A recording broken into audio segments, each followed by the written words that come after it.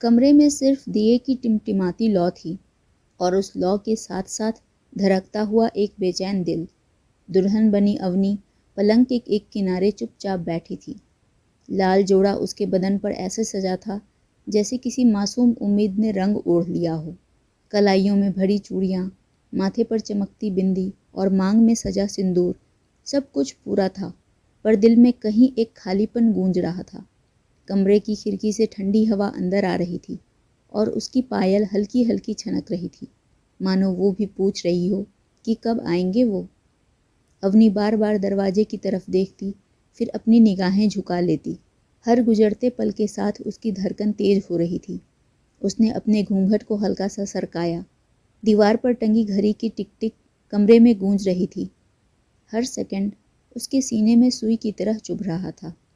समय बीतता गया, पर विक्रम नहीं आया। अवनी की आंखों में धीरे धीरे नमी उतर आई, पर उसने आंसू गिरने नहीं दिए। दरअसल उसे अपनी बेदर्द जिंदगी में रूखेपन के अलावा और कुछ मिला भी नहीं था। अचानक दरवाज़ा चरमराया। उसकी जेठानी सुनीता जी कमरे में दाखिल हुई। अवनी ने चौंक कर देखा। भाभी आप? चेहरे पर नकली मुस्कान, आंखों में कटाक्ष और चाल में अहंकार लिए सुनीता जी पास आई थीं। उन्होंने ऊपर से नीचे तक अवनी को देखा, मानो कोई वस्तु तौल रही हो। फिर धीमे लेकिन चुभते हुए स्वर में बोली, अरे अभी तक ऐसी ही बैठी हो? अवनी ने नजरें झुका ली थीं। सुनीता जी ने कमरे में घूमते हुए कहा, देखो अवनी, यह मायके नहीं है तुम्हारा। यहाँ के अपने कायदे कानून हैं और तुम्हें उनके अनुसार ही चलना होगा। इसलिए जैसा मैं कहूँ तुम्हें वैसा ही करना होगा, बिना किसी सवाल जवाब के। अवनी चुपचाप अपना सिर झुकाए सब सुन रही थी।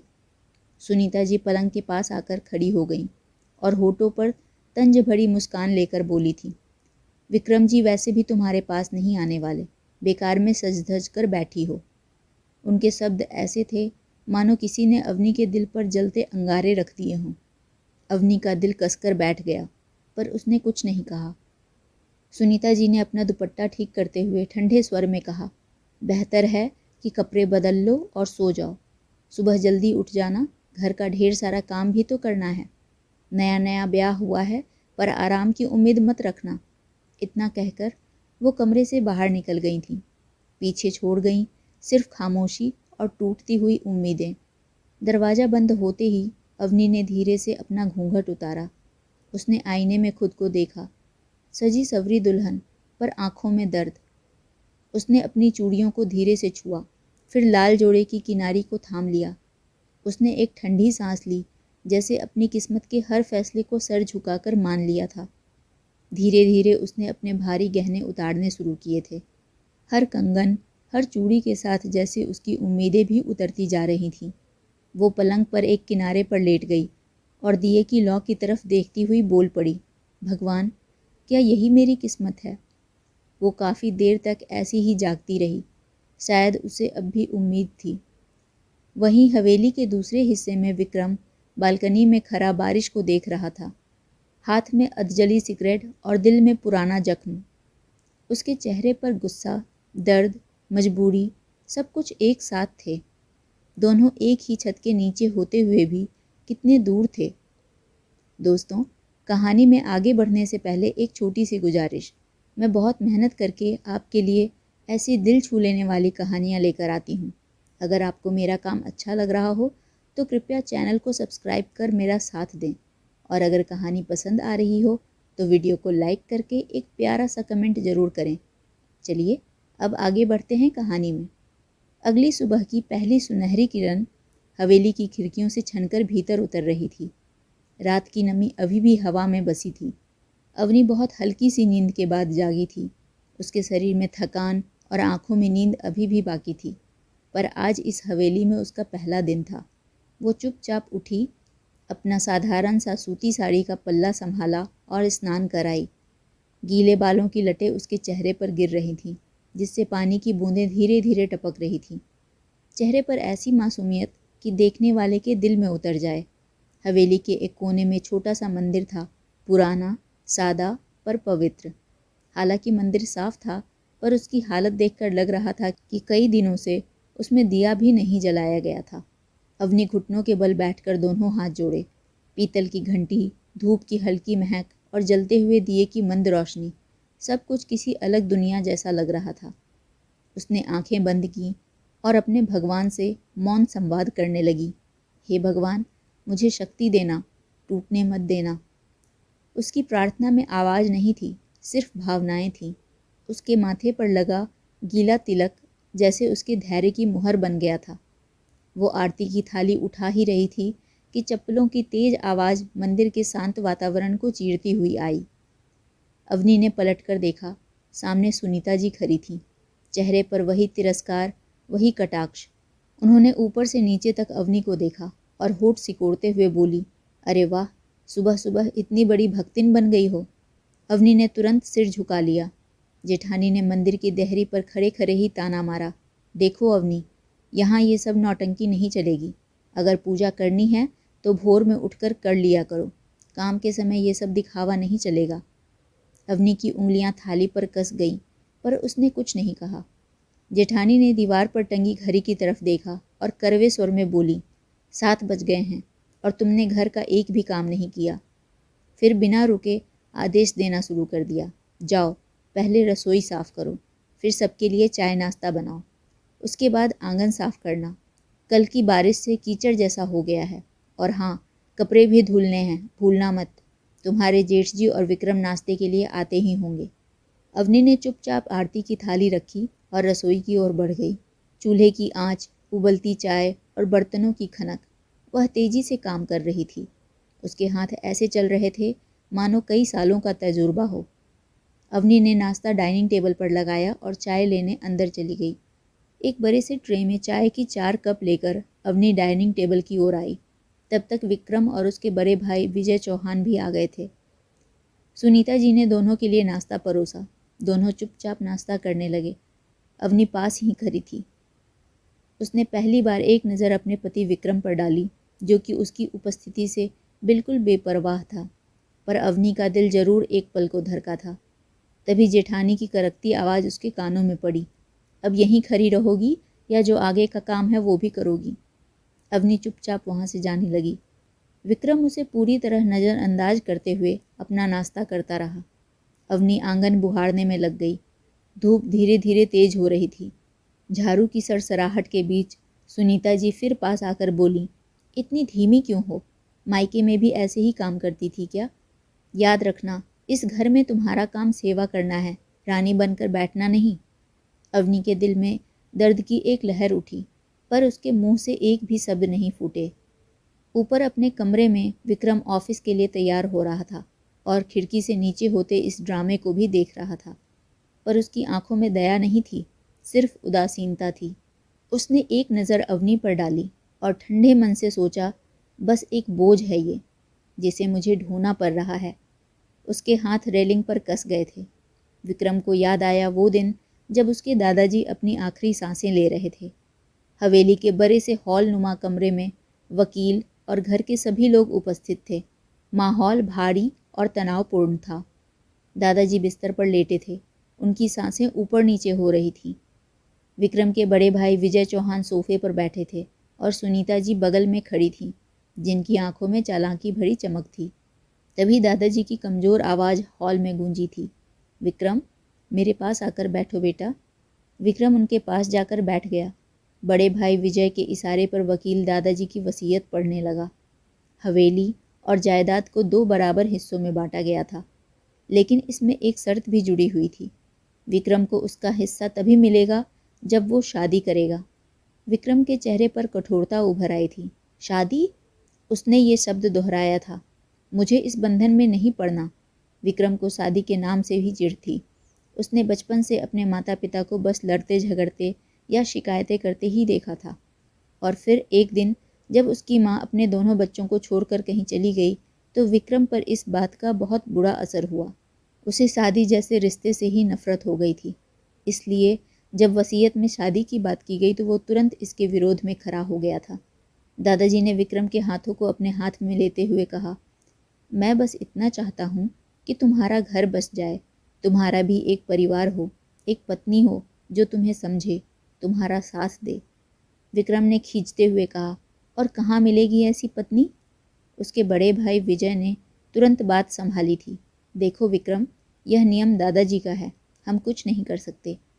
और तभी उसकी भाभी ने धीमे पर जहरीले स्वर में कहा था, वैसे भी घर में एक बहू की ज़रूरत है, मैं अकेली कितना संभालूंगी। विक्रम जी, आप बिल्कुल चिंता मत करें, मैं आपके लिए एक अच्छी सी लड़की ढूंढूंगी। उनकी बातों से ऐसा लग रहा था जैसे उनकी नज़र में पहले से ही एक चेहरा था। विक्रम भी समझ गया कि अब यहाँ उसकी मर्जी नहीं चलेगी, इसलिए उसने भी उस समय चुप रहने में ही अपनी भलाई समझी। दरअसल ये शादी का आइडिया उसके भाई भाभी का ही था, ताकि वे पूरी जायदाद पर अपना कब्जा कर सकें। वे अच्छे से जानते थे कि विक्रम को शादी के नाम से भी चिढ़ है, और इस तरह से वो ना तो किसी लड़की को अपनी पत्नी के रूप में अपनाएगा और ना ही उसे जायदाद में से कुछ भी देने की ज़रूरत पड़ेगी। लेकिन अब विक्रम की शादी करवाना भी उनकी मजबूरी बन गई थी, क्योंकि उनके दादाजी ने ऐसी शर्त अपनी वसीयत में जोड़ दिया कि जब तक विक्रम की शादी नहीं होती तब तक उसके हिस्से की आधी प्रॉपर्टी ट्रस्ट के नाम रहेगी, जो विक्रम को उसकी शादी के बाद मिलती। इसलिए विक्रम के भाई भाभी ने मिलकर ये प्लान बनाया था कि विक्रम की शादी एक ऐसी लड़की से करेंगे जो उनसे दबकर रहे और समय आने पर वे उसका इस्तेमाल अपने फ़ायदे के लिए कर सकें। अवनी विक्रम के भाभी के गांव की ही थी। उसकी मां के देहांत के बाद उसके पिता ने दूसरी शादी कर ली थी, लेकिन अवनी की सौतेली मां ने अवनी को एक बंधुआ मजदूर से ज़्यादा कुछ भी नहीं समझा। वो अवनी से तमाम घर के काम करवाती, उसे मनहूसियत के ताने मारती, कभी कभी तो छोटी सी गलती पर मारपीट करती और सज़ा के नाम पर भूखे रखती। अवनी के पिता भी ज़्यादा कुछ नहीं बोल पाते। अवनी चुपचाप सब बर्दाश्त करती रहती थी। शायद उसने भी इसे अपनी किस्मत मान लिया था। जब सुनीता जी ने पहली बार अवनी को देखा था, वो साधारण कुर्ती पहने झुकी हुई नज़रों के साथ घर के काम में लगी हुई थी। उसके चेहरे पर मासूमियत थी, जिसमें विद्रोह का कोई अंश बाकी नहीं था। सुनीता जी ने मन ही मन मुस्कुराकर सोचा था, परफेक्ट, इसे आसानी से काबू में रखा जा सकता है। अपने प्लान को अंजाम देने के लिए उसी रात उन्होंने विक्रम से बात की थी। विक्रम, मैंने तुम्हारे लिए लड़की देख ली है। विक्रम ने लापरवाही से पूछा था, कौन है? सुनीता जी ने धीमे स्वर में कहा था, अवनी। बेचारी गरीब है, माँ उसकी बचपन में ही मर गई थी, सौतेली माँ के साथ रहती है, बहुत सीधी सादी है और ज़्यादा पढ़ी लिखी भी नहीं है, तो तुम्हारे काबू में रहेगी। विक्रम के चेहरे पर परेशानी की रेखा उभरने लगी थी। सुनीता जी ने अपनी पकड़ मजबूत करने के लिए जरा और करीब आकर बोली थी, देखो, तुम्हें वैसे भी शादी करनी ही है, तो ऐसी लड़की से क्यों ना हो जो हमारे घर का काम भी संभाले। विक्रम ने ठंडे स्वर में कहा था, मुझे फ़र्क नहीं पड़ता, जो करना है कर लो। वह उस पल नहीं जानता था कि उसकी ज़िंदगी हमेशा के लिए बदलने वाली थी। अगले ही दिन सुनीता जी अवनी के घर उसके लिए विक्रम का रिश्ता लेकर आईं। वैसे तो हवेली में रहने वाली वे कभी उसके साधारण से घर में कदम भी नहीं रखती, लेकिन अवनी उनके प्लान के हिसाब से एकदम परफेक्ट थी, इसलिए अपना मतलब साधने पहुंच गई थी। उन्होंने अवनी की सौतेली माँ को पैसों और गहनों का लालच देकर अवनी का रिश्ता विक्रम से पक्का कर दिया। अवनी की माँ को भी ये फ़ायदे का सौदा लगा। कहाँ उन्हें अवनी की शादी के लिए पैसे खर्च करने पड़ते और कहाँ इस रिश्ते की वजह से उन्हें पैसे और गहनों की सौगात मिलने वाली थी। अवनी के पिता को भी इस रिश्ते में कोई खोट मालूम नहीं हुआ। उन्होंने सोचा कि अवनी के तो भाग्य खुल गए, इतने बड़े घर में रिश्ता होना कोई आम बात नहीं थी। अच्छा खाता पीता खानदानी परिवार था और विक्रम में भी कोई कमी नहीं थी। अच्छी रौबदार पर्सनैलिटी का मालिक था वो। दोनों की शादी तय तिथि को हो गई थी।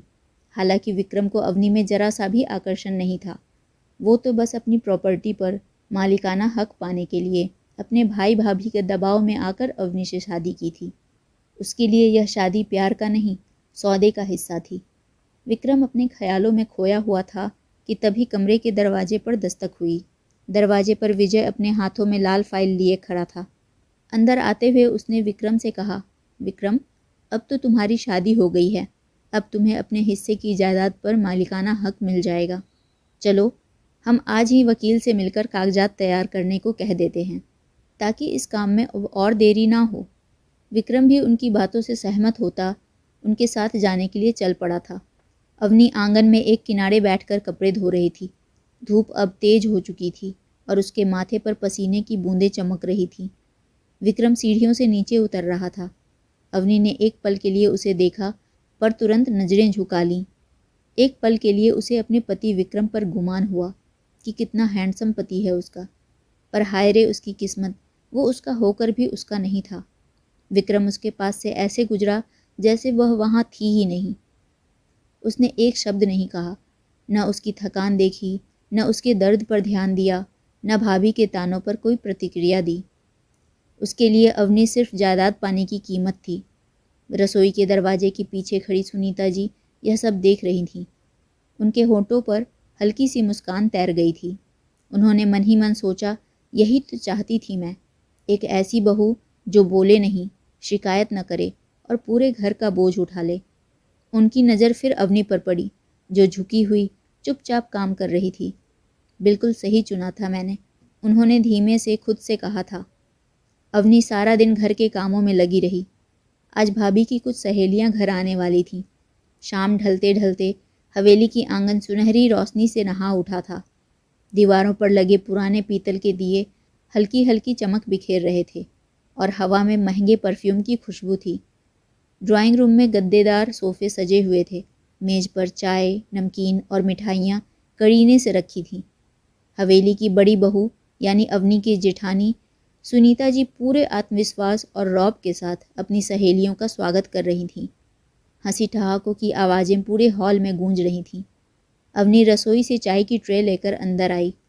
सादी हल्की गुलाबी रंग की लाल बॉर्डर वाली साड़ी, बंधे हुए बाल, माथे पर सिंदूर और छोटी सी बिंदी। न कोई बनावटी सजावट, न दिखावा, बस सादगी। उसने ट्रे मेज पर रखते हुए हल्का सा सिर झुकाया। तभी सुनीता जी की एक सहेली ने उसे ऊपर से नीचे तक देखा और होंठ सिकोड़ते हुए कहा, अरे ये नई बहू है क्या? दूसरी सहेली ने हंसते हुए कहा, लगता ही नहीं, मुझे तो नौकरानी लगी। कमरे में हंसी फैल गई। अवनी के हाथ ट्रे पर जमे रह गए। उसने निगाहें नीची कर लीं, जैसे उन शब्दों को दिल तक जाने से रोक रही हो। जेठानी ने नकली मिठास से कहा, अरे रहने दो, बेचारी गांव से आई है, शहर के तौर तरीके कहाँ जानती होगी।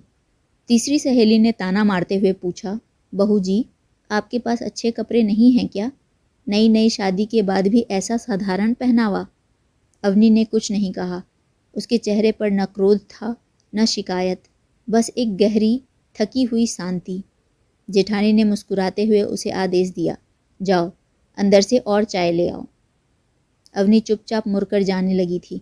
जाते जाते उसने एक बार भी पलटकर नहीं देखा था, मानो इन सब से उसका कोई सरोकार ही ना हो। उसी समय सीढ़ियों से कदमों की आवाज़ आई। विक्रम नीचे उतरा। काले रंग की शर्ट, कठोर चेहरा और आंखों में वही ठंडापन। कमरे में मौजूद औरतों ने फौरन अपनी आवाज़ धीमी कर ली। विक्रम ने एक सरसरी नज़र पूरे कमरे पर डाली, पर उसकी निगाह रसोई की तरफ जाती हुई अवनी पर ठहर गई।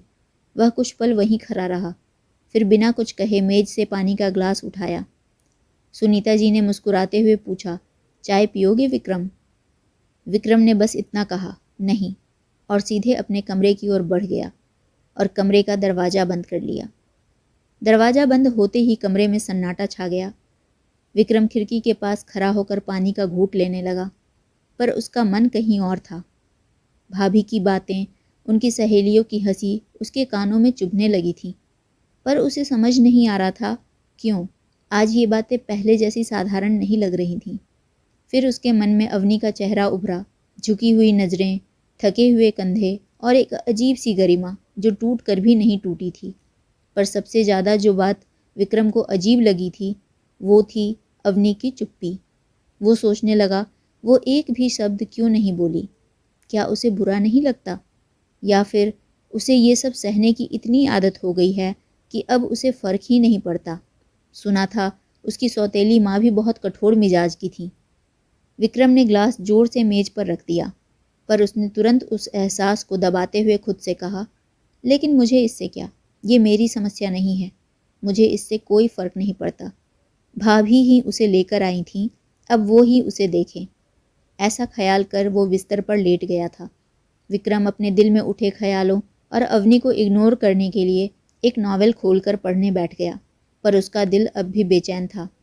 पहली बार उसकी कठोरता में कहीं एक हल्की सी दरार पड़ी थी, पर अभी प्यार या सहानुभूति तो बिल्कुल नहीं था, बस एक अनजानी उलझन थी जो धीरे धीरे उसकी सोच को हिला रही थी।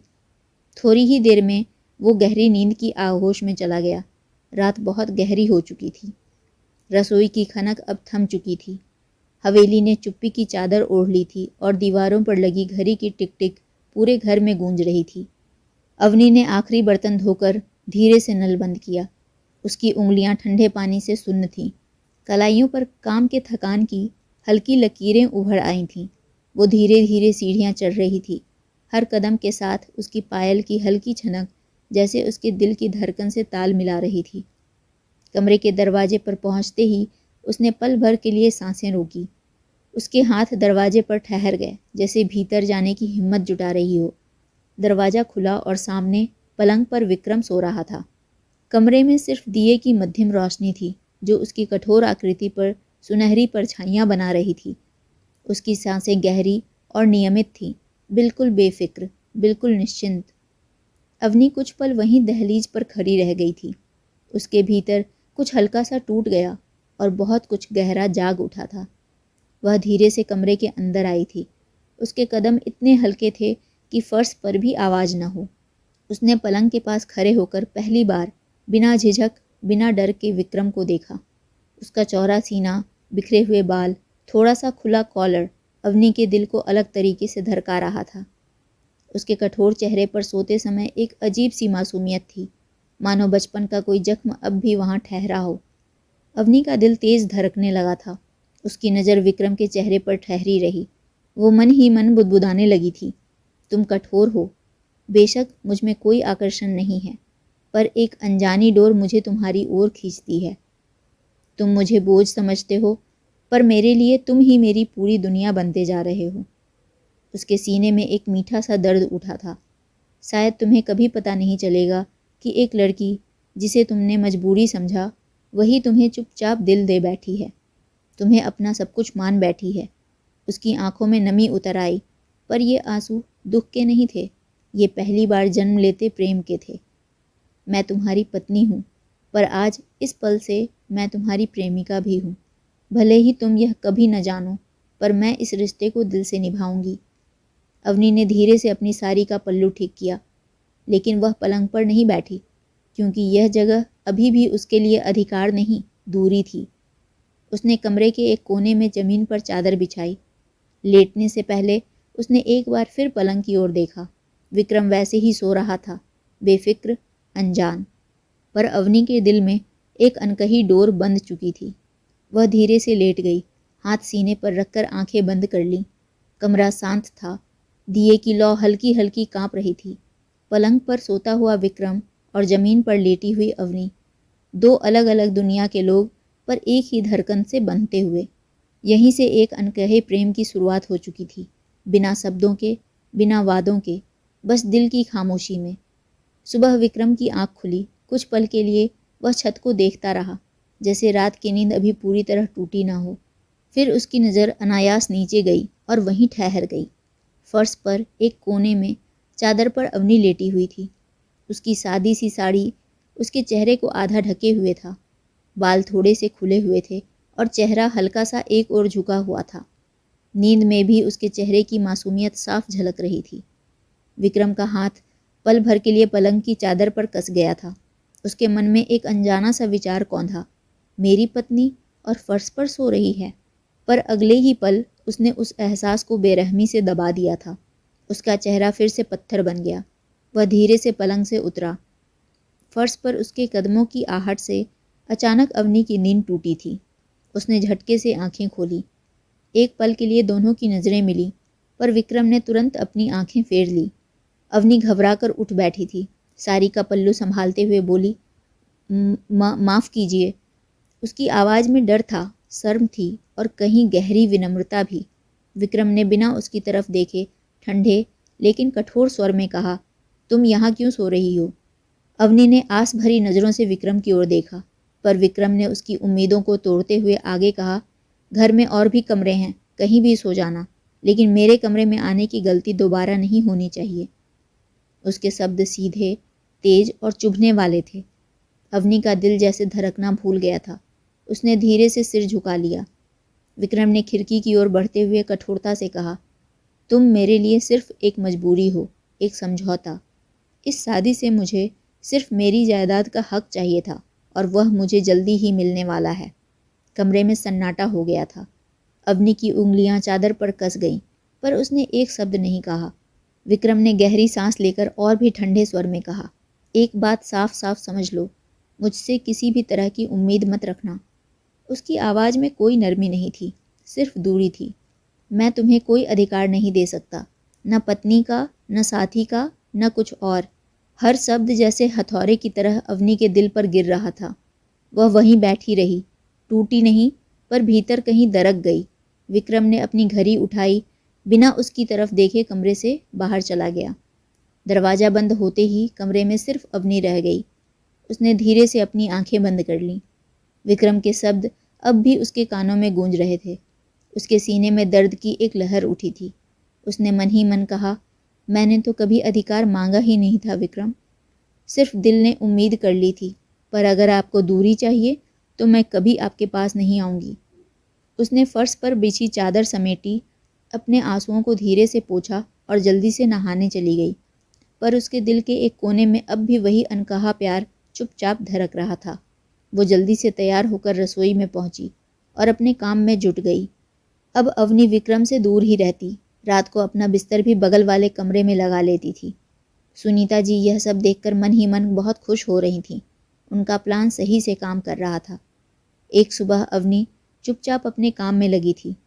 साड़ी का पल्ला ठीक से संभाले, सिर झुकाए, हाथ तेजी से चल रहे थे, जैसे उसने अपनी थकान को भी अनुशासन सिखा दिया हो। उसी समय सुनीता जी रसोई में दाखिल हुईं। उन्होंने ऊपर से नीचे तक अवनी को देखा और होंठ सिकोड़ते हुए अपने चीर परिचित अंदाज में बोली, देखो जरा कितनी धीमी है ये लड़की, अभी तक नाश्ता भी तैयार नहीं हुआ, कपड़ों का ढेर लगा हुआ है, वो कब धुलेंगे। एक नंबर की कामचोर है ये लड़की। सुनीता जी ने आगे आदेश देने वाले लहजे में कहा, सुन अवनी, आज मैं और तुम्हारे जेठ जी एक शादी में जा रहे हैं, तो हमारे पीछे घर का ख्याल रखना। और हाँ, विक्रम आज घर पर ही रहेंगे तो उन्हें किसी चीज़ की कमी न होने पाए।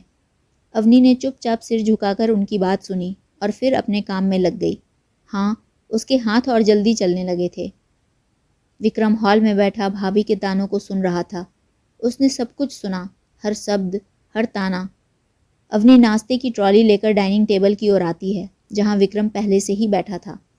अवनी ने चुपके से उसे देखा, पर तुरंत नजरें झुकाकर वापस किचन में जाने लगी। विक्रम ने एक पल के लिए उसकी झुकी हुई पीठ, कांपते हाथ और थकी हुई चाल को देखा और पहली बार उसके भीतर कुछ कसकर खिंच गया। यह लड़की कुछ बोलती क्यों नहीं? क्यों इतने ताने और जुल्म बर्दाश्त करती है? पहली बार उसे साफ साफ एहसास हुआ था कि अवनी पर जुल्म हो रहा है, और यह एहसास भले ही उसने बाहर नहीं दिखाया, पर उसके भीतर हल्की सी दरार छोड़ गया। दोपहर में विजय जी और सुनीता जी शादी में शामिल होने के लिए चले गए। अभी घर में केवल अवनी और विक्रम ही थे। दोपहर की धूप तेज थी। अवनी कपड़े सुखाने जा रही थी। विक्रम ने उसे छत की सीढ़ियां चढ़ते देखा तो खुद को रोक नहीं पाया और उसके कदम बिना सोचे समझे उसके पीछे चल पड़े। पर छत पर पहुंचते ही वह दूर खड़ा रह गया ताकि अवनी उसे देख न पाए। हवेली की छत पर फैली रस्सियों पर सफ़ेद चादरें और साड़ियाँ हवा में लहरा रही थीं। अवनी ने बालों का ढीला सा जूड़ा बनाया हुआ था। माथे पर पसीने की हल्की बूंदें चमक रही थीं। वह धीरे धीरे कपड़े फैलाती जा रही थी। उसने एक गीली साड़ी रस्सी पर फैलाते हुए हल्की सांस ली और आसमान की तरफ देखते हुए कहा, मैं शिकायत नहीं कर रही, पर कभी कभी मन थक जाता है। उसकी आंखों में हल्की नमी उतर आई। मैंने उनसे कुछ नहीं मांगा, शायद मैं उनके काबिल नहीं हूँ, पर थोड़ी सी इंसानियत। यह कहते कहते वह चुप हो गई। गर्म हवा ने उसके आंसू सुखा दिए, पर दिल का बोझ हल्का नहीं हुआ। वह रुकी, फिर धीरे से बोली, अगर एक दिन वो समझ पाते कि मैं उनकी दुश्मन नहीं हूँ तो शायद सब आसान हो जाता। दूर खड़ा विक्रम ये सब सुन रहा था। उसके चेहरे की कठोरता धीरे धीरे पिघलने लगी थी। पहली बार उसे समझ आ रहा था कि अवनी कमज़ोर नहीं, बल्कि बहुत हिम्मत वाली और सहनशील है। पहली बार उसे अवनी में एक इंसान नज़र आया था। उसने धीरे से पीछे हटकर छत से नीचे उतरना शुरू किया। जाते जाते उसने एक बार फिर पलटकर अवनी को देखा था, जैसे उसे और समझना चाहता हो। हवा में उड़ता उसका पल्लू, उसके थके हुए कंधे और आंखों में छिपा दर्द विक्रम के दिल में एक कसक पैदा कर रहा था। शाम ढलते ही अचानक आसमान में काले बादल घिर आए थे। हवा में ठंडक घुल गई और कुछ ही देर में तेज बारिश शुरू हो गई थी। अवनी छत पर ही थी। वो घबराकर जल्दी जल्दी कपड़े उतारने लगी, पर बारिश इतनी तेज थी कि कुछ ही पलों में वह पूरी तरह भीग गई। उसकी सूती सारी शरीर से चिपक गई और बाल पानी से भीगकर चेहरे पर गिरने लगे। ठंडी बूंदें उसकी त्वचा पर कांटे की तरह चुभ रही थीं। फिर भी वह रुकी नहीं, जैसे खुद को तकलीफ देना अब उसकी आदत बन चुकी हो। वह कपड़े लेकर नीचे आई। पूरी तरह भीगी हुई वो चुपचाप अपने कमरे में गई और दूसरी साड़ी बदल ली। वहीं नीचे हॉल में बैठा विक्रम यह सब नोटिस कर रहा था। पहली बार उसके भीतर बेचैनी और बढ़ गई, पर वह फिर भी कुछ नहीं बोला। जब वह कमरे से बाहर आई तो विक्रम ने उसे चाय बनाने को कहा और एक किताब पढ़ने के बहाने वहीं सोफे पर बैठ गया। अवनी जल्दी से चाय बनाकर लाती है और कप में डालकर विक्रम की ओर बढ़ाती है। विक्रम चाय का कप लेते हुए कहता है, तुम भी चाय पी लो, बारिश में भीग गई हो, कहीं बीमार ना पड़ जाओ। अवनी एक पल को चौंक जाती है। विक्रम के दिल में अपने लिए फिक्र देख उसे अजीब से सुकून का एहसास होता है। रात के खाने के बाद विक्रम अपने कमरे में चला गया। अवनी भी अपना काम समेटकर खाने बैठी थी। आज पहली बार अवनी ने बिना तानों के भोजन किया था। रात गहरी हो चुकी थी। विक्रम अपने कमरे में बेचैनी से टहल रहा था। उसे बार बार छत पर भीगी हुई अवनी का चेहरा याद आ रहा था। उसकी कांपती हुई उंगलियां, थके हुए कंधे और आंखों में छुपा दर्द। इससे पहले उसे कभी इस तरह की बेचैनी नहीं हुई थी। आखिरकार वह उठा। उसने अलमारी से एक मोटी चादर निकाली और बिना आवाज़ किए दरवाज़ा खोलकर अवनी के कमरे की ओर बढ़ा। उसने अवनी के कमरे का दरवाज़ा हल्का सा खोला और भीतर झांका। दिए की मंद रोशनी में उसने अवनी को देखा। वह सिमटी हुई जमीन पर पड़ी थी। ठंड के कारण उसका शरीर कांप रहा था। विक्रम कमरे में दाखिल हुआ और उसे चादर ओढ़ाने के लिए उसके पास गया, पर जैसे ही उसकी नज़र अवनी के चेहरे पर पड़ी तो वह सुन्न पड़ गया। अवनी का चेहरा पीला पड़ चुका था और वो बेहोशी की हालत में थी। विक्रम का दिल जैसे किसी ने मुट्ठी में जकड़ लिया। उसके भीतर जैसे कुछ टूट गया हो। उसने तेजी से चादर एक तरफ रख दी और धीरे से बोला, अवनी। कोई जवाब नहीं मिला। उसने उसके माथे को छुआ और झटके से हाथ खींच लिया। इतनी गर्मी, जैसे आग जल रही हो। उसका चेहरा सख्त हो गया, पर आंखों में पहली बार डर था। बिना सोचे समझे उसने धीरे से अवनी को अपनी बाहों में उठा लिया। उसका शरीर बेहद हल्का था, जैसे उसने कभी ठीक से खाना ही न खाया हो। विक्रम उसे अपने कमरे में ले आया। पहली बार वो अवनी के इतने करीब आया था कि उसकी धड़कनें भी उसे सुनाई दे रही थीं। उसने बड़ी सावधानी से उसे अपने बिस्तर पर लिटा दिया, फिर चादर से ढककर तकिया ठीक किया। बारिश रुकने का नाम ही नहीं ले रही थी। फिर वह जल्दी से ठंडे पानी की पट्टियाँ लेकर आया। पूरी रात विक्रम उसके पास बैठा रहा। उसके सिर पर ठंडी पट्टियाँ रखता, फिर बदलता, फिर रखता। हर बार जब अवनी दर्द में कराहती, विक्रम का दिल और भारी हो जाता। वह खुद के जज्बातों से लड़ रहा था और कहीं न कहीं वो खुद को भी उसकी इस हालत का जिम्मेदार समझ रहा था। रात के सन्नाटे में सिर्फ घड़ी की टिक टिक और अवनी की भारी सांसों की आवाज़ थी। विक्रम ने पहली बार किसी के लिए पूरी रात जागकर गुजारी थी। वह उसके माथे पर पट्टियाँ रखते हुए मन ही मन बोल पड़ा, तुम इतनी कमज़ोर नहीं हो जितनी दिखती हो, पर अब मैं तुम्हें और टूटने नहीं दूंगा। उसके भीतर एक अनजाना जुड़ाव पनप रहा था, जो नामहीन, अनकहा था, पर बहुत ही गहरा। सुबह की पहली किरण से पहले अवनी का बुखार थोड़ा कम हुआ और उसी मध्यम रोशनी में विक्रम ने पहली बार उसे बोझ नहीं बल्कि जिम्मेदारी और कहीं न कहीं अपना हिस्सा महसूस किया था। बारिश रुक चुकी थी। बादल छट गए थे। भोर की पहली किरण पर्दे के पीछे से झांक रही थी। कमरे में हल्की सुनहरी रोशनी फैल चुकी थी। अवनी ने हल्की सी करवट ली। उसकी पलकें कांपी, फिर धीरे धीरे खुल गई। कुछ पल वह छत को देखती रही, जैसे समझने की कोशिश कर रही हो कि वह कहाँ है।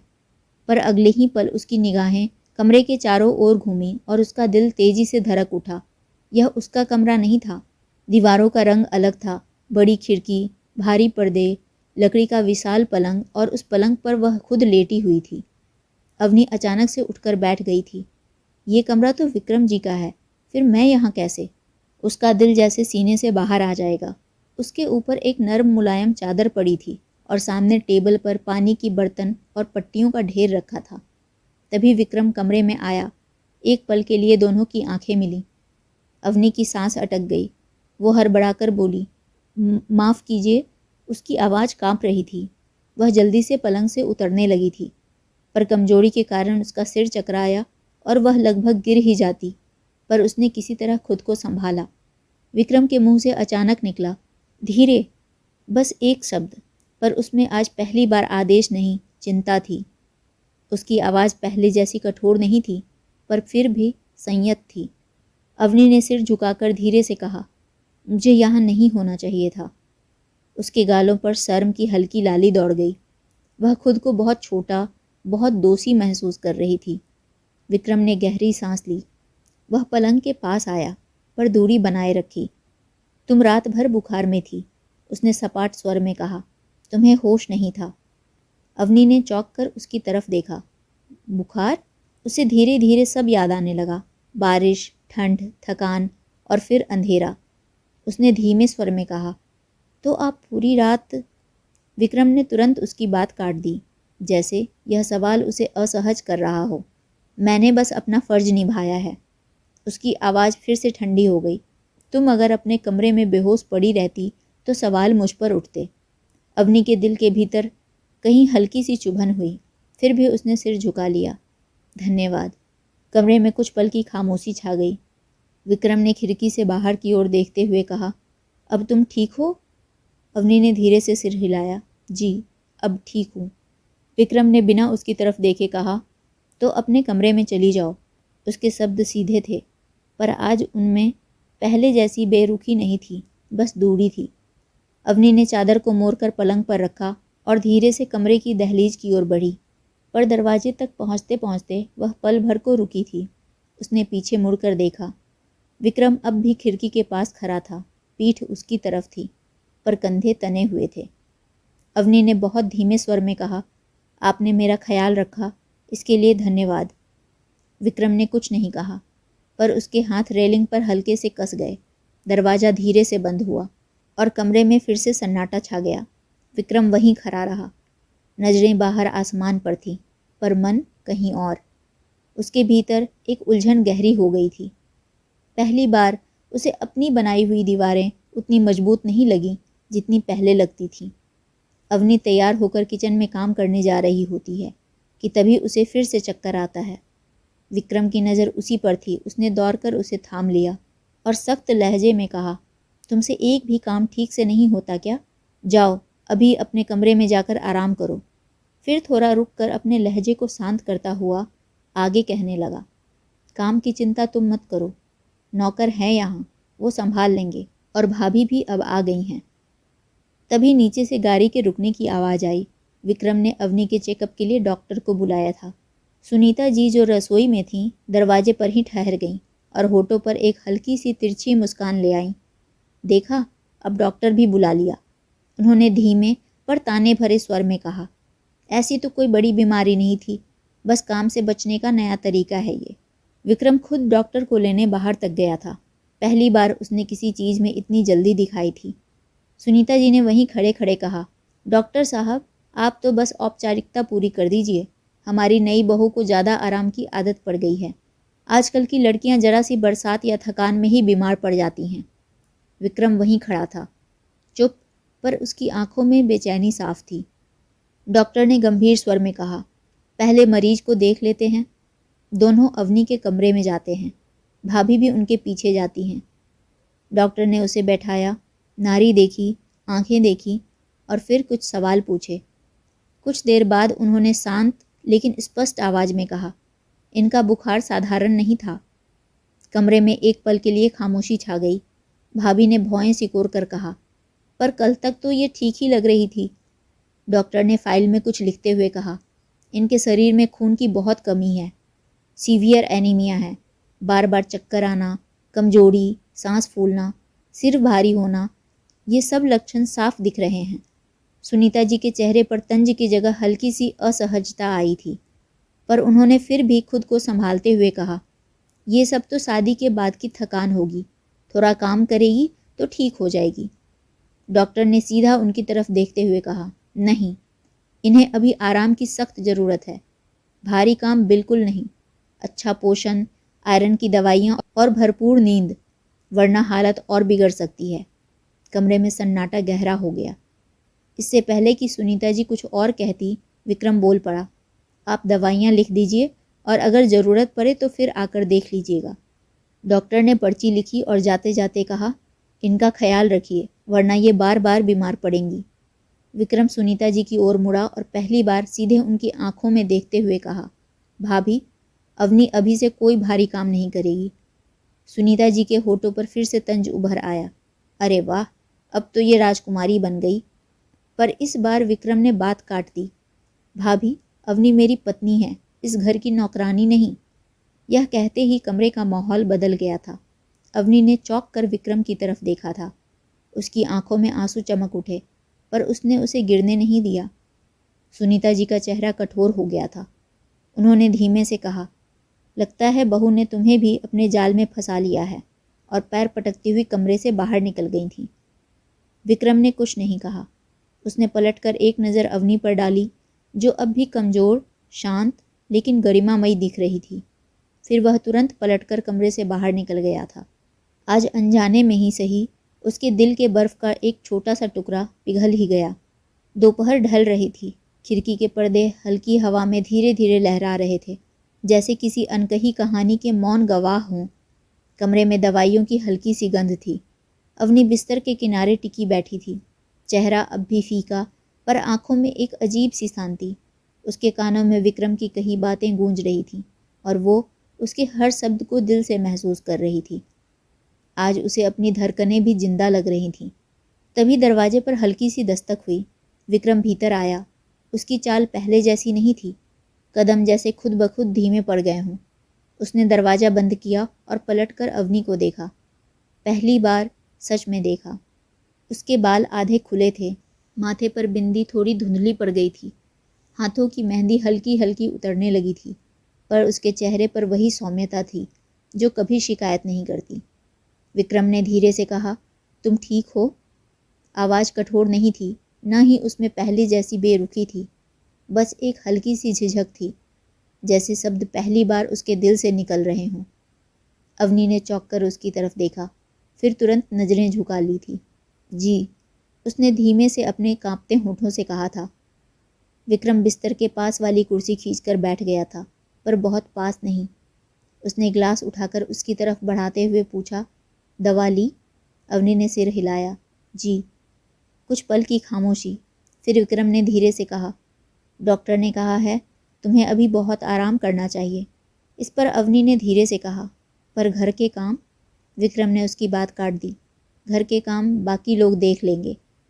उसकी आवाज़ में पहली बार अधिकार नहीं, चिंता थी। अवनी ने हैरानी से उसकी तरफ देखा। उसकी आंखों में हल्की नमी तैर गई। विक्रम ने नज़रें फेर ली, जैसे वह खुद अपने बदले हुए स्वर से असहज हो। फिर उसने हल्के स्वर में पूछा, तुमने कभी अपनी तबीयत के बारे में बताया क्यों नहीं? अवनी ने धीमे से कहा, मुझे लगा शायद यही मेरी किस्मत है। यह सुनते ही विक्रम के भीतर कुछ टूट सा गया, क्योंकि एक वक्त पर तो उसने खुद ही अवनी को दूर रहने की चेतावनी दी थी। विक्रम ने गहरी सांस ली, फिर पहली बार बहुत धीरे से उसने कहा, कल रात जब तुम बुखार में कांप रही थी, मुझे लगा जैसे। कहते कहते वह रुक गया, शब्द अटक गए।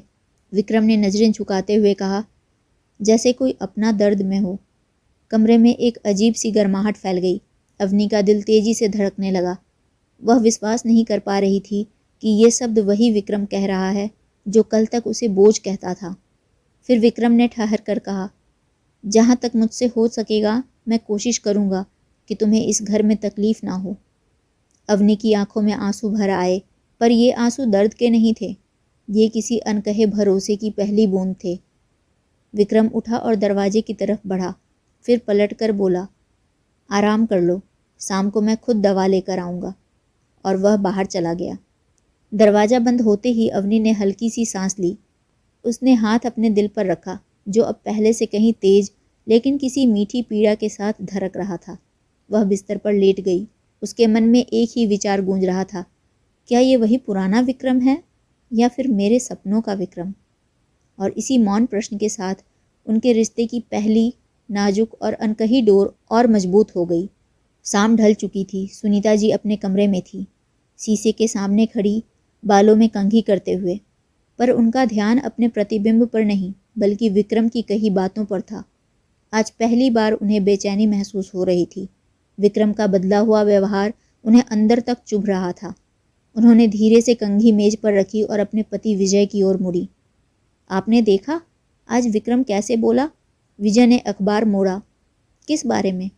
सुनीता जी की आंखों में एक तीखी चमक उभरी। उस अवनी के बारे में।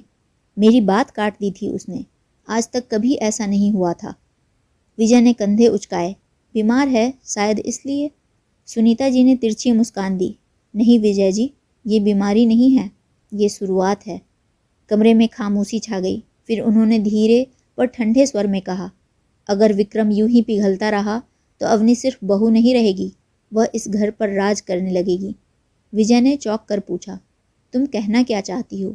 सुनीता जी पास आकर बोली, याद है हमने यह शादी क्यों करवाई थी? विजय ने सिर हिलाया। सुनीता जी की आवाज़ और कठोर हो गई।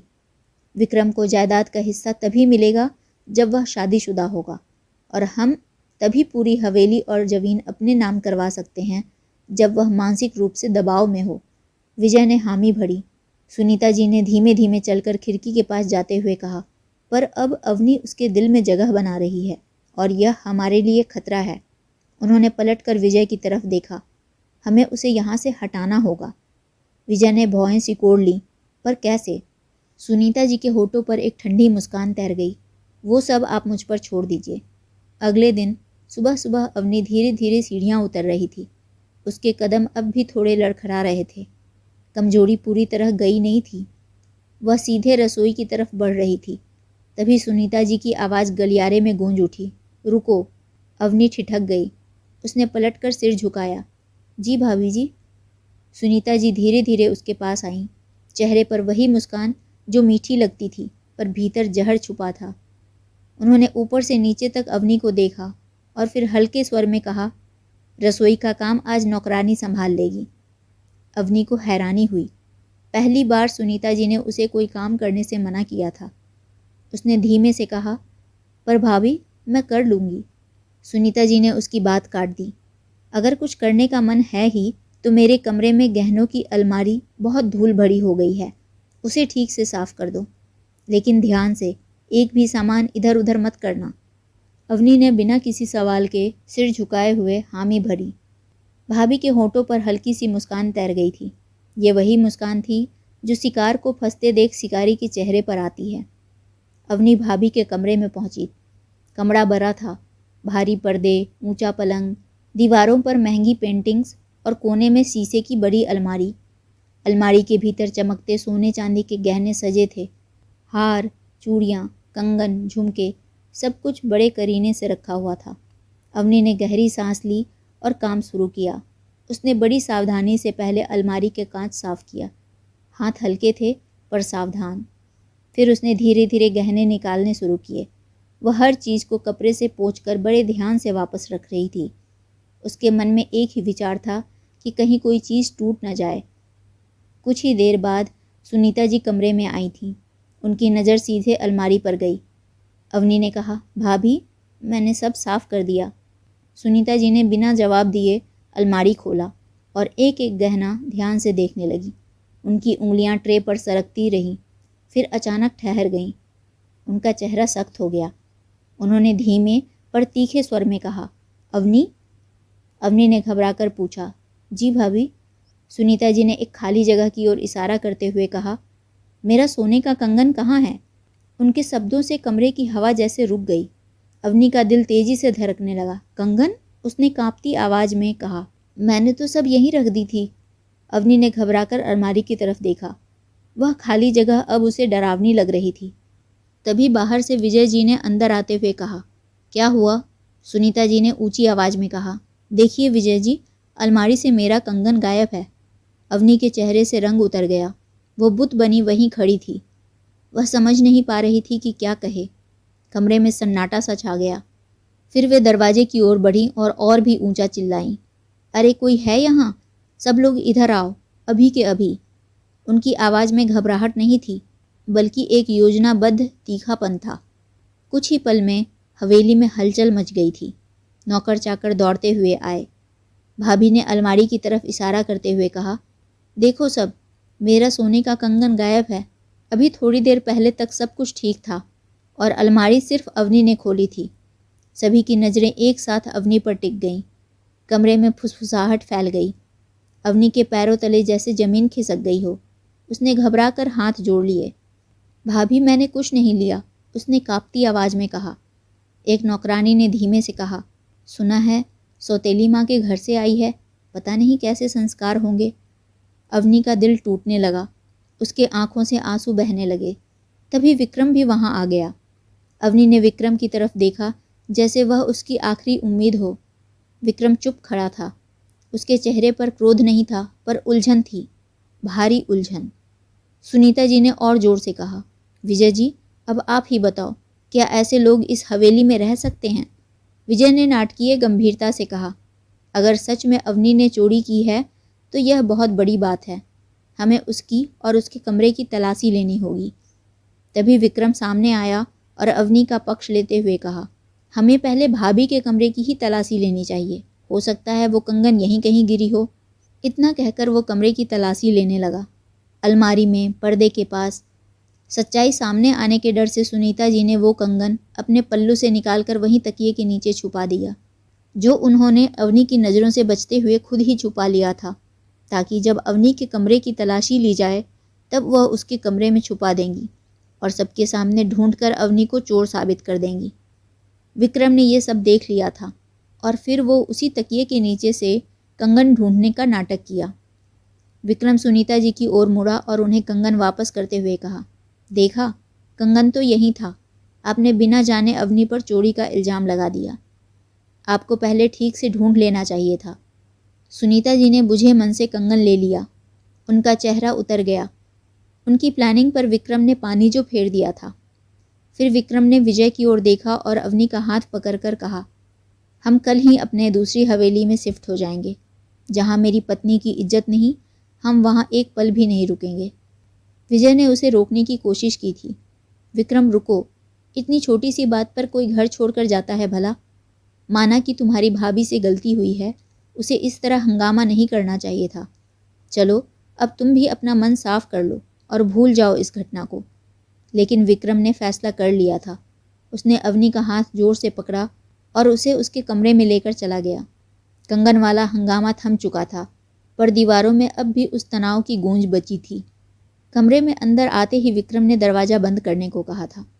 अवनी ने दरवाज़ा बंद किया। कमरे का दरवाज़ा बंद होते ही भीतर की हवा भारी सी हो गई थी। बाहर से सब शांत लग रहा था, पर अंदर दोनों के दिल तेजी से धड़क रहे थे। अवनी दरवाजे के पास खड़ी रही, सिर झुका हुआ, पल्लू हाथ में मरोड़ती हुई। उसकी आंखें लाल हो गई थीं, रोने से नहीं, बल्कि भीतर दबे दर्द से। विक्रम खिड़की के पास खड़ा था। उसकी पीठ अवनी के तरफ थी। हाथ रेलिंग पर कसे हुए थे। माथे पर हल्की सिकुड़न और मन में एक अजीब सी बेचैनी थी। कुछ देर तक कमरे में सिर्फ हवा की सरसराहट रही। फिर विक्रम ने धीमे स्वर में कहा, अवनी। उसकी आवाज़ में अब पहली जैसी कठोरता नहीं थी। अवनी ने चौंक कर ऊपर देखा। उसका दिल तेजी से धड़कने लगा। यह पहली बार था जब विक्रम ने इतने शांत स्वर में उसे पुकारा था। वह धीरे से बोली, जी। विक्रम पलटा नहीं, बस खिड़की से बाहर देखते हुए बोला, आज जो हुआ उसके लिए। वह बोलते बोलते रुक गया, जैसे शब्द ढूंढ रहा हो। अवनी ने अपने पल्लू को और कसकर पकड़ लिया। आखिरकार विक्रम ने गहरी सांस ली और कहा, तुम्हें इस तरह अपमानित नहीं होना चाहिए था। कमरे में अजीब सी शांति छा गई थी। अवनी की आंखों में हल्की सी नमी उतर आई थी, पर उसने कुछ नहीं कहा। विक्रम ने धीमे स्वर में आगे कहा, मैं जानता हूँ तुमने कुछ नहीं किया था। यह सुनते ही अवनी का दिल भर आया।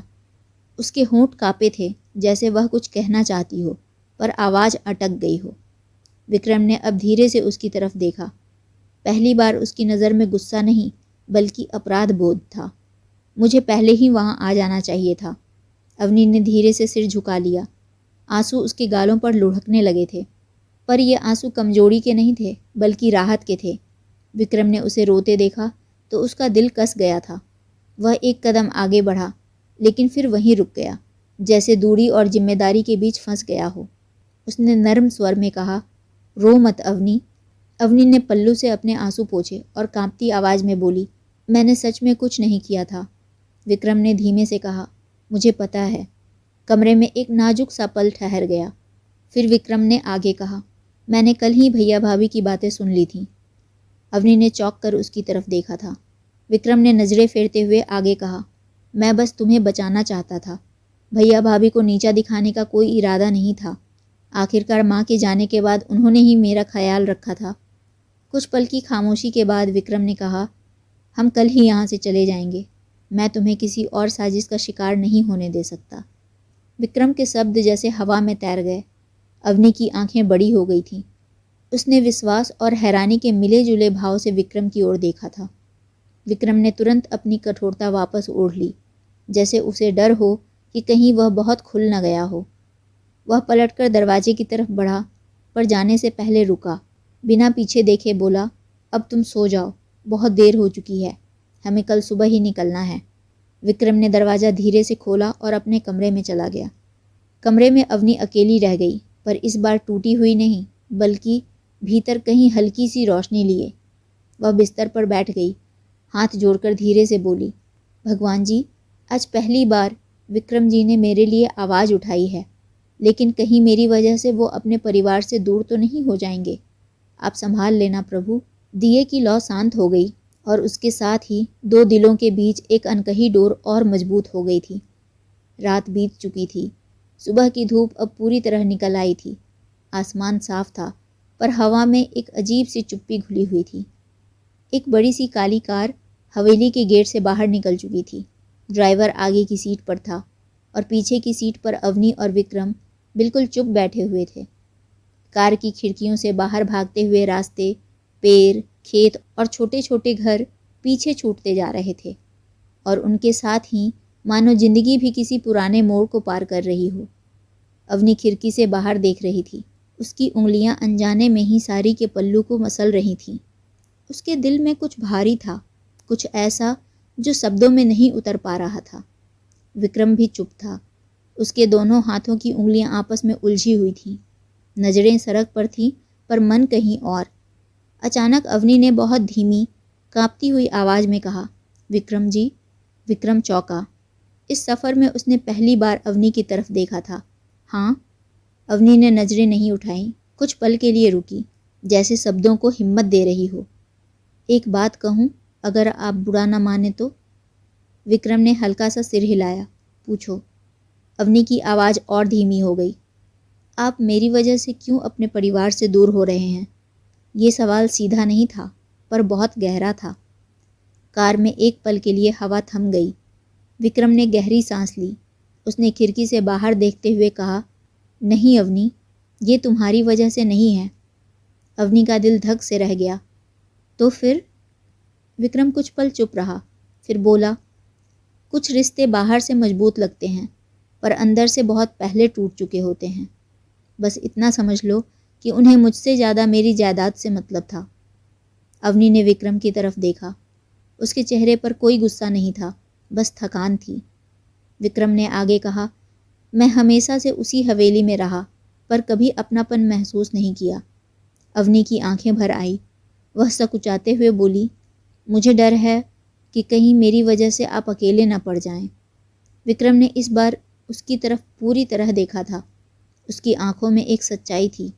फिर थोड़ा रुक कर बोला, मैं भाग नहीं रहा हूँ अवनी, मैं बस अपने लिए सही जगह चुन रहा हूँ। अवनी के दिल में कुछ पिघल सा गया। उसने बहुत धीमे से कहा, अगर कभी आपको लगे कि मैंने आपको बांध लिया है। विक्रम ने उसकी बात बीच में ही काट दी। तुमने मुझे बांधा नहीं है अवनी। फिर पहली बार बहुत हल्के स्वर में उसने कहा, शायद तुमने मुझे रुकने की वजह दी है। अवनी ने सिर झुका लिया। उसके होंठ कांप गए थे। विक्रम के ये शब्द उसके लिए बहुत मायने रखते थे। कार अब एक बड़े से लोहे के गेट के सामने आकर रुक चुकी थी। ड्राइवर ने कहा, साहब, नई हवेली आ गई है। विक्रम कार से उतरा। उसने एक पल के लिए हवेली को देखा। ऊंची दीवारें, पुरानी वास्तुकला और चारों ओर शांति, जो डराने वाली नहीं बल्कि सुकून देने वाली थी। अवनी भी विक्रम के पीछे बाहर आई। उसका दिल जोर जोर से धड़क रहा था। यह कोई साधारण घर नहीं था, यह एक नई शुरुआत थी। हवेली के गेट के सामने खड़े होकर वह एक पल रुकी। उसकी उंगलियां हल्की सी कांप रही थीं। विक्रम ने उसकी तरफ देखा। डर लग रहा है? अवनी ने हल्की मुस्कान के साथ सिर हिलाया। नहीं, आप जो साथ हैं। विक्रम ने हवेली की तरफ इशारा किया। ये घर अब तुम्हारा भी है। यहाँ तुम्हें किसी से डरने की ज़रूरत नहीं है। अवनी ने गहरी सांस ली। एक पल के लिए अपने हाथ जोड़े और मन ही मन प्रार्थना की, भगवान जी, मुझे शक्ति देना ताकि मैं विक्रम जी का साथ निभा सकूं। फिर बहुत धीरे से उसने अपना पहला कदम अंदर रखा। उस पल हवेली की देहरी पर सिर्फ उसका पैर नहीं पड़ा था, बल्कि उसने अपने डर, अपने अतीत और अपनी टूटी हुई उम्मीदों को भी पीछे छोड़ दिया था। आंगन में हल्की धूप फैली थी, हवा में चमेली की खुशबू थी और कहीं दूर से मंदिर की घंटियों की आवाज़ आ रही थी। और विक्रम वहीं खड़ा उसे अंदर जाते हुए देख रहा था। वह यह महसूस कर रहा था कि उसका दिल भी धीरे धीरे अपना रास्ता बदल रहा है। विक्रम ने अवनी को ऊपरी मंजिल का एक कोना दिखाया। वह कमरा जहां खिड़की से सीधे बगीचे का नज़ारा आता था। कमरा ज़्यादा सजा हुआ नहीं था, पर साफ सुथरा था। साथ में छोटी सी बालकनी थी जहां 2 कुर्सियां रखी थीं और एक मध्यम आकार का गमला जिसमें अभी भी कुछ हरी पत्तियां थीं। यहाँ तुम आराम से रह सकती हो, विक्रम ने कहा। अगर कुछ चाहिए तो बता देना। नौकरानी नहीं है अभी, पर मैंने 1-2 लोगों को रखने की बात कर ली है। अवनी ने बस जी कहा था। वह कमरे की खिड़की के पास खड़ी होकर बाहर देखने लगी। उसकी पीठ विक्रम की तरफ थी। वो धीरे से बोली, यहाँ कितनी शांति है। आज पहली बार अवनी खुलकर सांस ले रही थी। विक्रम ने कहा, अभी तुम आराम करो, मैंने ड्राइवर को नाश्ता लाने के लिए भेजा है, वो आता ही होगा। थोड़ी देर में ड्राइवर नाश्ता लेकर आया था। दोनों ने नाश्ता किया। आज पहली बार अवनी विक्रम के पास बैठकर नाश्ता कर रही थी। विक्रम ने कहा, अवनी, अब तुम कमरे में जाकर आराम करो। कल तक माली और घर के काम के लिए 2 लोग आ जाएंगे। इतना कहकर विक्रम ऊपर कमरे में जाने लगा। अवनी ने पूछा, क्या मैं थोड़ी देर यहीं रह सकती हूँ? विक्रम ने उसकी तरफ देखकर कहा, तुम्हारा ही घर है, जैसे चाहो रहो। विक्रम अपने कमरे में चला गया। अवनी थोड़ी देर बैठी वहीं अपने ख्यालों में खोई रही। फिर घर की सफाई में लग गई। हालांकि उसके यहाँ आने से पहले उनके ड्राइवर ने साफ सफाई करवाई थी, पर अवनी तो अवनी ठहरी। शाम को विक्रम जब कमरे से निकला तो हवेली एकदम साफ सुथरा और पवित्र लग रहा था। तभी उसकी नज़र अवनी पर पड़ी, जो मंदिर में शाम का दीपक जला रही थी। विक्रम ऊपर से उसे देखता रह गया। उसे कई सालों बाद ये हवेली फिर से जिंदा लग रही थी। शाम ढलने लगी थी। नई हवेली की बालकनी में हल्की ठंडी हवा बह रही थी और दूर पहाड़ियों के पीछे सूरज धीरे धीरे लाल होकर छिप रहा था। आकाश में नारंगी और गुलाबी रंगों की हल्की लकीरें खिंच रही थीं, जैसे कोई कलाकार आखिरी ब्रश मार रहा हो। अवनी ने किचन में 2 कप चाय बनाई थी, अदरक वाली, थोड़ी ज़्यादा मीठी, ठीक वैसी जैसी विक्रम को पसंद थी। अवनी चाय की ट्रे लेकर बालकनी में आई तो विक्रम पहले से ही वहाँ खड़ा था। वह रेलिंग पर हाथ टिकाए बाहर देख रहा था, जैसे किसी सोच में खोया हुआ हो। अवनी के कदमों की हल्की आहट सुनकर वह पलटा। दोनों कुर्सियों पर बैठ गए। कप हाथ में लिए दोनों ने एक साथ पहला घूंट लिया। चाय की गर्माहट गले से उतरकर सीधे दिल तक पहुंची थी।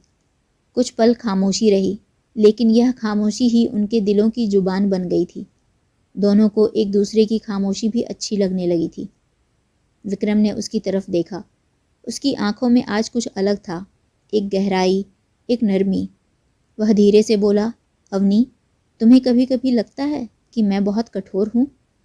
अवनी चौंकी। उसने अपने कप को दोनों हाथों में थाम लिया, जैसे गर्माहट से हिम्मत ले रही हो। फिर बहुत धीमे से कहा, पहले लगता था, पर अब लगता है कि वो कठोरता सिर्फ एक दीवार थी, जिसके पीछे आप भी अपना दर्द छुपाए हुए थे। विक्रम ने गहरी सांस ली। उसने रेलिंग की तरफ देखा, फिर धीरे से बोला, माँ के जाने के बाद मैंने खुद को बंद सा कर लिया था।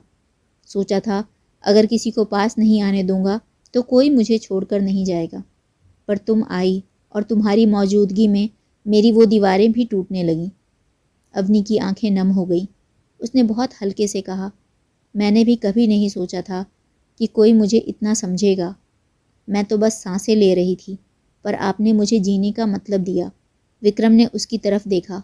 उसकी आंखों में आज कोई दूरी नहीं थी। अवनी ने आगे कहा, माँ के जाने के बाद मैंने कभी प्यार को महसूस ही नहीं किया था, पर जब आप रात भर मेरे बुखार में मेरे पास बैठे रहे, जैसे आपने मेरे लिए भाभी से बात की, मेरे लिए ये किसी प्यार से कम नहीं था। विक्रम चुप रहा। फिर धीरे से उसने अपना हाथ बढ़ाया और अवनी के हाथ को थाम लिया। उंगलियां आपस में उलझ गईं, पर अवनी ने विरोध नहीं किया था, बस सिर झुका लिया और उसके गाल लाल हो गए थे। तभी हवा एक ठंडा झोंका लेकर आई। अवनी का शरीर हल्का सा कांप गया। विक्रम ने तुरंत नोटिस किया।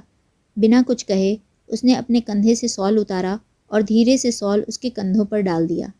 अवनी ने खुद को शॉल में दोनों हाथों से ऐसे थाम लिया मानो विक्रम के प्यार का एहसास उनमें बसा हो। फिर वो धीरे से पलटी और विक्रम की तरफ देखा। उसकी आंखों में कृतज्ञता थी और कुछ और भी गहरा, अनकहा प्यार। उसने फुसफुसाकर धन्यवाद कहा। विक्रम ने धीरे से कहा, अवनी, अगर तुम्हें ठीक लगे तो कल तुम मेरे साथ सुबह की सैर पर चलोगी? अवनी ने सिर हिलाया, जी। अगली सुबह सूरज की पहली किरणें हवेली की बालकनी से छनकर अंदर आ रही थीं। आकाश अभी भी हल्का नीला था, पर पूर्व दिशा में सुनहरी रोशनी फैलने लगी थी। विक्रम पहले ही तैयार हो गया था। साधारण सफ़ेद कुर्ता पजामा, बाल हल्के से बिखरे हुए, चेहरा शांत, लेकिन आंखों में एक नई चमक। उसने अवनी के कमरे के दरवाजे पर हल्के से दस्तक दिया। अवनी, तैयार हो? उसकी आवाज़ में आज हल्की उत्सुकता थी। अवनी ने दरवाज़ा खोला। हल्की पीली साड़ी पहनी थी, बाल ढीले बंधे हुए, माथे पर बिंदी और सिंदूर की हल्की लकीर। उसकी आंखें नीचे थीं, पर होठों पर एक शर्मीली मुस्कान। जी, उसने फुसफुसा कर कहा और जल्दी से पल्लू ठीक किया। दोनों हवेली के मुख्य द्वार से बाहर निकले। बाहर एक छोटा सा बगीचा था, पुराने पेड़, हरी घास और एक पगडंडी जिस पर दोनों साथ साथ चलने लगे थे। थोड़ी दूर जाकर दोनों छोटे से तालाब के पास पहुँचे। आगे का रास्ता थोड़ा पथरीला था। अवनी चुपचाप अपनी साड़ी को संभालती चलती रही। फिर विक्रम ने अपना हाथ धीरे से बढ़ाया था। अवनी एक पल हिचकिचाई, फिर अपना हाथ उसके हाथ में रख दिया। उंगलियां आपस में उलझ गईं। विक्रम ने हल्का सा दबाव दिया, बस इतना कि अवनी को महसूस हो जाए कि वह अकेली नहीं है। अवनी ने सिर झुका लिया। उसके गाल गुलाबी हो गए। पहली बार विक्रम ने अवनी का हाथ इस तरह थामा था, जैसे वो बहुत कीमती हो। तालाब के किनारे एक छोटी सी बेंच थी। विक्रम ने अवनी को इशारा किया और दोनों बेंच पर पास पास बैठ गए। कुछ देर बस चुपचाप यूं ही बैठे रहे। अवनी ने अपने दिल की बात कहने के लिए नीचे देखते हुए चुप्पी तोड़ी। विक्रम जी, मुझे लगता है मैं सपना देख रही हूँ। कभी सोचा भी नहीं था कि मेरी किस्मत मुझ पर इतनी मेहरबान होगी। विक्रम ने उसके हाथ को हौले से सहलाते हुए कहा, ये सपना नहीं है अवनी, ये हमारी हकीकत है, और मैं वादा करता हूँ कि इस हकीकत को कभी टूटने नहीं दूंगा। तुम्हें कभी अकेला महसूस नहीं होने दूंगा। अवनी ने अपना चेहरा उठाया। उसकी आंखें विक्रम की आंखों में टिक गई थीं। दोनों की नज़रें मिलीं लंबे पल तक। फिर दोनों शर्माकर दूसरी ओर देखने लगे। कुछ देर बाद विक्रम ने धीरे से कहा, चलो घर चलते हैं, तुम्हें ठंड लग जाएगी। दोनों हाथ थामे घर की तरफ लौटे। पगडंडी पर उनकी परछाइयाँ एक दूसरे से मिल रही थीं, जैसे दो दिल अब एक हो चुके हों। शाम को अचानक फिर से आसमान काला पड़ गया। दोपहर की सुनहरी धूप कहीं गायब हो गई और हवा में ठंडक घुलने लगी थी। पहले हल्की हल्की बूंदें, फिर तेज झमाझम बारिश होने लगी। हवेली की खिड़कियां खटखटाने लगीं और छत पर पानी की आवाज़ गूंजने लगी। अवनी बालकनी में खड़ी बारिश को देख रही थी। उसके चेहरे पर एक हल्की सी मुस्कान थी। पहले वाली बारिश की यादें अब डरावनी नहीं लगती थीं, पर जैसे ही ठंडी हवा उसके बदन से टकराई, उसका शरीर हल्का सा कांप गया। वो अंदर आई, साड़ी का पल्लू ठीक किया और किचन की तरफ बढ़ गई शाम की चाय बनाने। पर चाय बनाते बनाते उसके हाथ कांपने लगे, सिर में हल्का सा दर्द और शरीर में कपकपी होने लगी। विक्रम हॉल में बैठा कोई किताब पढ़ रहा था। अवनी चाय का ट्रे लेकर आई, पर कप टेबल पर रखते ही उसका चेहरा पीला पड़ गया। विक्रम ने तुरंत किताब नीचे रखी और उसके पास आ गया। अवनी, क्या हुआ? अवनी ने हल्के से सिर हिलाया। कुछ नहीं, बस ठंड लग रही है। पर उसकी आवाज़ कमज़ोर थी। विक्रम ने उसके माथे को छुआ। तुम्हें तो फिर से बुखार हो रहा है, चलो कमरे में। वो अवनी को सहारा देकर अपने कमरे में ले गया, बिस्तर पर लिटाया, फिर कंबल ओढ़ा दिया। विक्रम ने जल्दी से अवनी को दवा दी, पट्टियाँ ठंडे पानी में भिगोईं और अवनी के माथे पर रखीं। वह बिस्तर के किनारे बैठ गया और उसकी नर्म मुलायम हाथों को अपने हाथ में लेकर गर्माहट देने की कोशिश की, लेकिन बुखार कम होने का नाम ही नहीं ले रहा था। अवनी की सांसें थम सी गई थीं। विक्रम ने उसके हाथों को रगड़ते हुए कहा, अवनी आंखें खोलो, मैं तुम्हारे पास हूँ, सब ठीक हो जाएगा। लेकिन उसके शरीर की कपकपी कम नहीं हो रही थी। अवनी की हालत देखकर उसका दिल कांप रहा था। उसे डर था कि अगर बुखार नहीं उतरा तो वो अवनी को खो देगा। विक्रम ने निश्चय किया और धीरे से अवनी के बिस्तर पर उसके सिरहाने में बैठ गया। उसने अवनी को अपने सीने से लगा लिया था। अवनी का चेहरा उसके सीने पर था। विक्रम ने महसूस किया कि उसकी धड़कनें अब अवनी की धड़कनों से मिल रही थीं। विक्रम बेचैनी से फुसफुसाने लगा, तुम्हें कुछ नहीं होगा अवनी, मैं तुम्हें कभी अकेला नहीं छोड़ूंगा। अवनी का शरीर उसके स्नेह और गर्मी से थोड़ा शांत हुआ। जैसे ही विक्रम ने अवनी को अपने सीने से लगाया, एक अद्भुत और बेहद पागलपन भरा एहसास उसके भीतर फैल गया। अवनी का गर्म शरीर उसके सीने से छूते ही उसकी धड़कनें अचानक तेज हो गईं। विक्रम की हर सांस में उसकी फिक्र, प्यार और छुपे हुए अरमान एक साथ टकरा रहे थे। उसके दिल में अरमानों की लहरें उठ रही थीं, एक और गहरी फिक्र और प्यार, दूसरी ओर मन की उन्माद और चाहत। विक्रम ने अवनी को थोड़ा और कसकर अपनी पास खींचा। उसने अपनी छाती पर उसका सिर रखा और अपने दिल की हर धड़कन उसे महसूस कराई। उसने अपने सर को झुकाकर अवनी की ओर देखा। अवनी की सांसें उसके कान के पास टकरा रही थीं। उसकी हल्की हल्की सिसकियाँ, उसके बदन की गर्मी, सब कुछ विक्रम के भीतर एक तूफान खड़ा कर रहा था।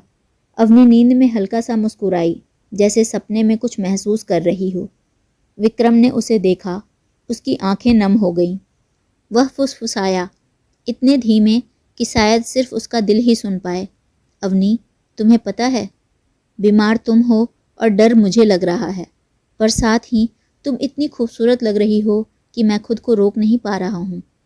तुम्हारी ये कमजोरी मुझे और प्यार करने पर मजबूर कर रही है, लेकिन मैं चाहता हूँ कि तुम ठीक हो जाओ, ताकि मैं तुम्हें बिना किसी डर के, बिना किसी बहाने के अपने बाहों में भर लूँ, तुम्हें चूम सकूँ बिना रुके, बिना सोचे, तुम्हें बताऊँ कि तुम मेरी दुनिया हो।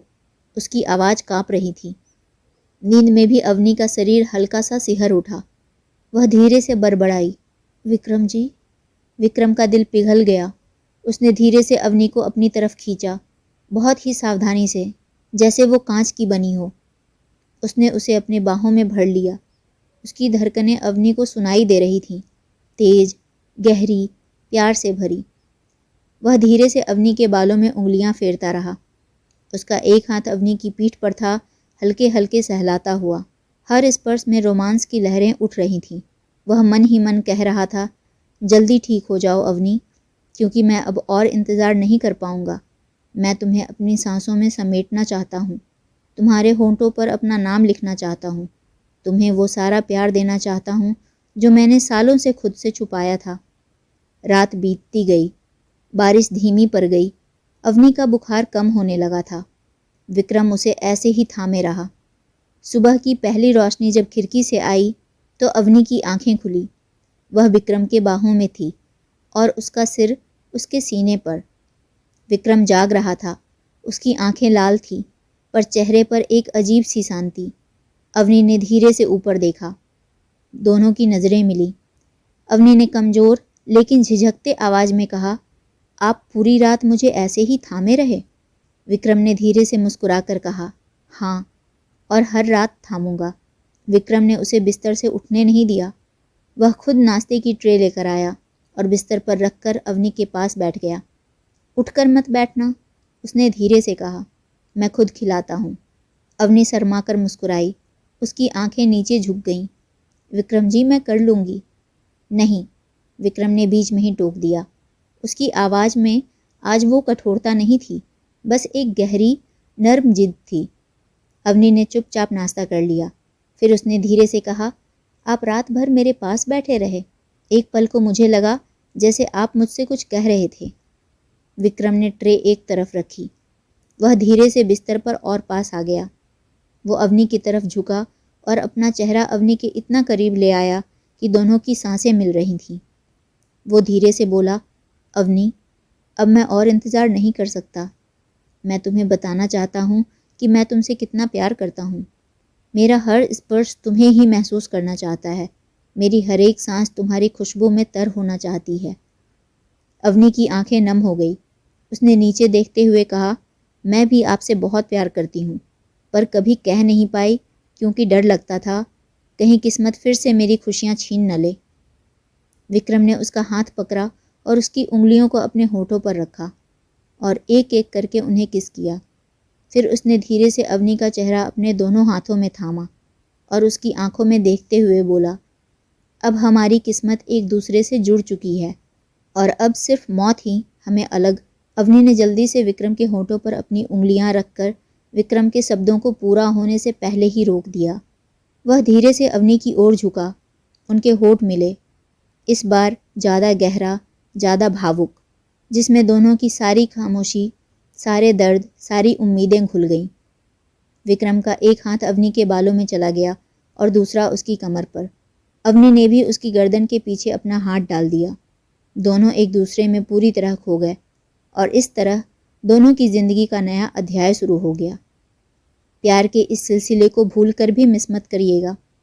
आने वाले पार्ट में सुनीता जी की साजिशें और भी गहरी होती जाएंगी, जिनका अवनी और विक्रम के रिश्ते पर कैसा असर होगा, जानने के लिए ज़रूरी है कि आप तुरंत हमारे चैनल कहानी विथ वानी को सब्सक्राइब करके नोटिफिकेशन ऑन कर लें। दोस्तों, आपको आज की कहानी कैसी लगी? कमेंट में अपने विचार ज़रूर लिखिएगा। मैं हर एक कमेंट खुद पढ़ती हूँ और अगर आपको ये कहानी पसंद आई हो तो प्लीज़ लाइक और शेयर ज़रूर करें और जल्दी से सब्सक्राइब कर लें दोस्तों, क्योंकि मैं आपके लिए ऐसी ही दिल छू लेने वाली कहानियाँ लेकर आती हूँ।